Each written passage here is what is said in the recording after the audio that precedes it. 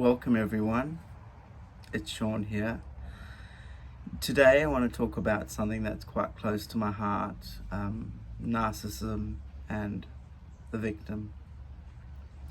So I'm going to take it slow, and first I'd like for us to breathe in through the heart for 4 counts, hold it in the heart, in the center, and release on the exhale very slowly.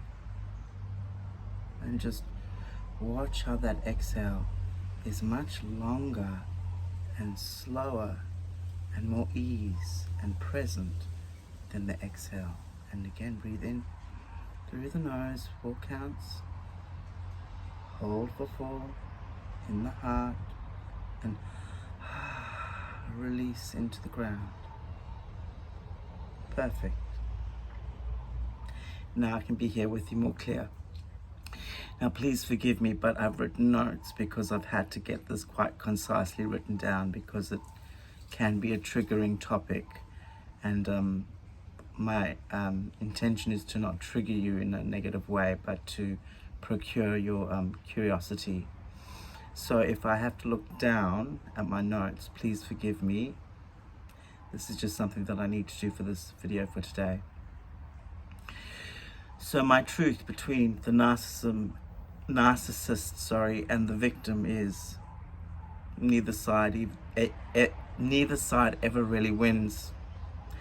Both are not able to fulfill their needs or in finding long-term happiness inside the dynamic and the power plays of the drama. The narcissist needs the drama to thrive and feed off, and the victim absorbs it as if it were their own, which tends to breed a low sense of self and a separation from the world as a way of coping. Most often or not, the narcissist is playing one side of the cassette tape, and the victim is living the other side of the cassette. Now, if you guys don't know what a cassette is, please just Google it, right? Both have a story that is deeply buried. Usually a narcissist has very controlling behavior, and the victim learns to mimic the behavior of the narcissist in a passive way in order to function and survive. The threat of fear, failure, abandonment, as well as exposure to shame exists in both. However, the narcissist will do everything in its power to exert its power, and the victim will hold on to the hurt as a way of holding on to a war story. The loss of self, love, empathy, and care becomes such a low priority that flight, fight, and freeze responses become automatic. Both the narcissist and the victim have strong imbalances in their behaviors. There is hope though, and a lot of it. Being able to set strong boundaries with the narcissist challenges their perceptions as well as calls out their behavior will not necessarily change the narcissist. Yes, they might shift momentarily, but remember, they still need your supply. However, slowly, it will empower you, the victim, to create choices.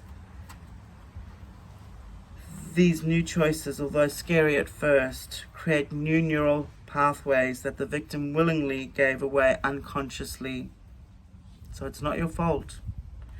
In trying to change the narcissist, or at least appease them, there is no end to the cycle. The only way to break free is to own every scar, to embrace every fear slowly. Failings, ill-perceived generally, and the coping mechanisms attached that were what were latched onto to survive. These are addictions to try hide the pain rather than confront it against what is holding us back. Slowly. Remember, it took years to become stuck, so it's going to take a while to unfurl ourselves from our victimhood states. A, be gentle with yourself, with your thoughts, with your body, with your words.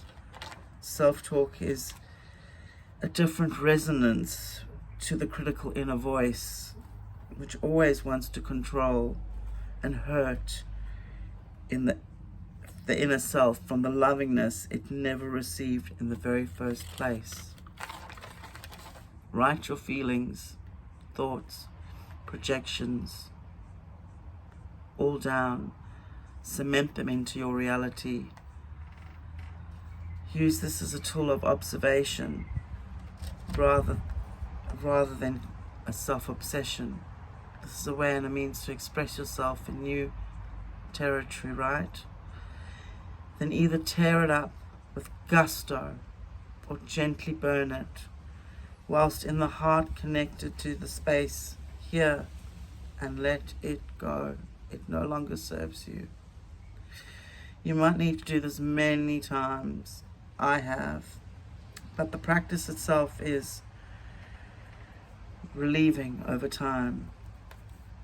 Then going for a walk, short or long, gives you the opportunity to create space from what you have reflected on, and allows the body to heal by stepping away from our own judgments. Give yourself the depth to the process. It can be as simple or as elaborate to your personal needs. We all belong to something much greater, and the narcissist who wants to control everything is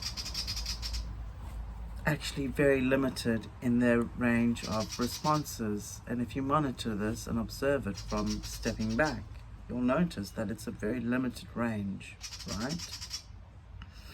And the anger and lying becomes their weapons of destruction to gaslight their victim at every turn, always trying to appear to be steps up ahead, when in reality they're as stuck as anyone else could be. And using their analytical human vulnerabilities against the victim. The sad part of this really is that both parties live without a greater sense of purpose and love, from a lack of understanding, compassion, and the ability to listen without the need to defend, control, or manipulate. All unconscious ways of being in the world, having to have and get the last word in. How many times have we all been involved in that kind of situation, yeah? Yep. This lack comes from having a deep, deep wounding from family, cultural, societal, financial, circumstantial belief systems that may very well be the very signals to help set oneself free from being tied to a life of cultural mind looping, remunerating anger, frustration, and constant agonizing pain. Trying to be someone you are not is dangerous, as it is very head-orientated, and not paying attention lovingly to the other parts of us in the process only prolongs and furthers the suffering. Just needed to take a breath in there, reset. Once we start to reclaim our bodies and nourish our bodies with different people, places, and things, we then step outside of our comfort zone, even for a short time, and we can breathe again freely. We can feel better, move through difficulties with more clarity, guidance, and regain a sense of self that is and always will be our best ally. I hope that this has brought someone out there some sense of peace and a sense of knowingness that you are always worthwhile We are always worthwhile. Don't have to look a certain part. Don't have to dress a certain way. Those are all external things, adornments, and they're all fine. They're all part of your unique expression, but they don't have to hold you down either. There's plenty of abundance for everyone. So I leave this message with you, and I send all my love and blessings to those in need. Thank you.